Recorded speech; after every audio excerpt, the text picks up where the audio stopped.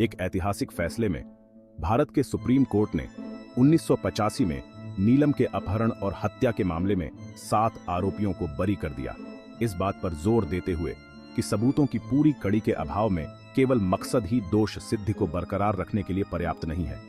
Patna high court और निचली अदालत के फैसलों को पलट दिया, जिसने पहले भारतीय दंड संहिता की धारा 302 और 364 के तहत आरोपियों को दोषी ठहराया था।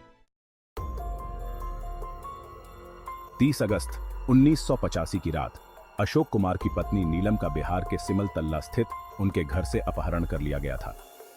अभियोजन पक्ष के अनुसार 7 आरोपी, जिनमें विजय सिंह उर्फ विजय कुमार शर्मा, कृष्ण नंदन सिंह, रामनंदन सिंह, राजनंदन सिंह, श्यामनंदन सिंह, भगवान सिंह और तनिक सिंह शामिल हैं, कई अन्य लोगों के साथ जबरन घर में घुस गए, नीलम का अपहरण कर लिया और बाद में उसकी हत्या कर दी। नीलम के देवर रामानंद सिंह द्वारा शुरू किया गया ये मामला आरोप लगाया गया कि अपराध नीलम के दिवंगत पिता जंग बहादुर सिंह से संबंधित संपत्ति विवाद से प्रेरित था।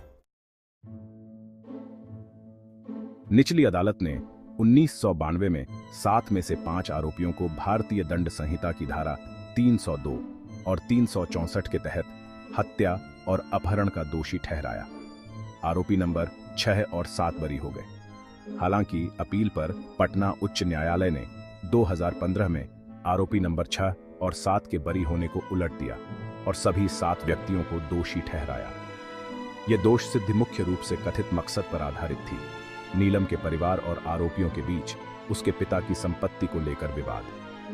अदालत ने दोष सिद्धि को बरकरार रखने के लिए प्रत्यक्षदर्शियों के बयानों और परिस्थितिजन्य साक्ष्यों पर भी भरोसा किया। अपील पर सुप्रीम कोर्ट ने साक्ष्यों की पूरी तरह से फिर से जांच की और निष्कर्ष निकाला कि अभियोजन पक्ष का मामला विसंगतियों से भरा हुआ था। न्यायालय ने इस बात पर जोर दिया कि अकेले मकसद सबूतों की पूरी और विश्वसनीय कड़ी के बिना दोष सिद्धि का आधार नहीं बन सकता है।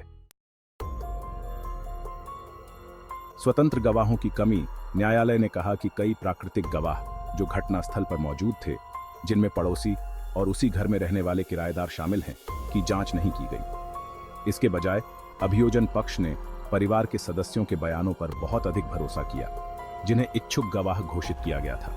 इससे पेश किए गए सबूतों की विश्वसनीयता पर संदेह पैदा हुआ। विरोधाभासी गवाही। न्यायालय ने अभियोजन पक्ष के प्रमुख गवाहों की गवाही में विसंगतियां पाईं।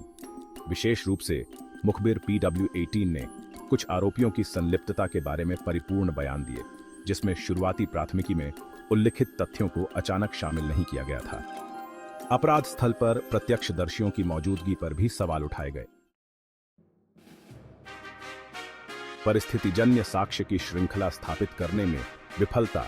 पीठ ने बताया कि जहां नीलम की मृत्यु का सुझाव देने वाले सबूत थे, आरोपियों को हत्या से जोड़ने का कोई प्रत्यक्ष प्रमाण नहीं था। न्यायालय ने कहा कि परिस्थितिजन्य साक्ष्यों पर निर्भर मामलों में सबूतों की कड़ी पूरी होनी चाहिए, जिससे अपराध के बारे में कोई निष्कर्ष न निकल सके। इस मामले में अभियोजन पक्ष उस मानक को पूरा करने में विफल रहा। समय और मृत्यु के कारण पर संदेह।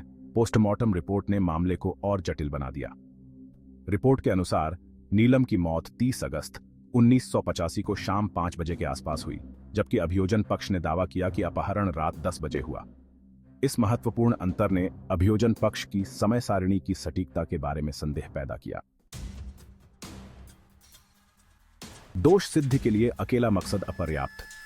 सुप्रीम कोर्ट द्वारा उठाए गए महत्वपूर्ण बिंदुओं में से एक यह था कि मकसद भले ही प्रासंगिक हो, ठोस सबूत का विकल्प नहीं हो सकता।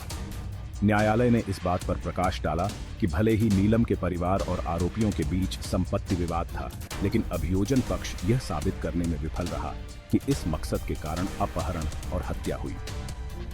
न्यायालय ने टिप्पणी की, मकसद की मौजूदगी, चाहे वह कितनी भी सम्मोहक क्यों न हो, उन स्पष्ट अंतरालों को नहीं भर सकती जो एक आपराधिक मामले की नींव को कमजोर करते हैं। निष्कर्ष और बरी।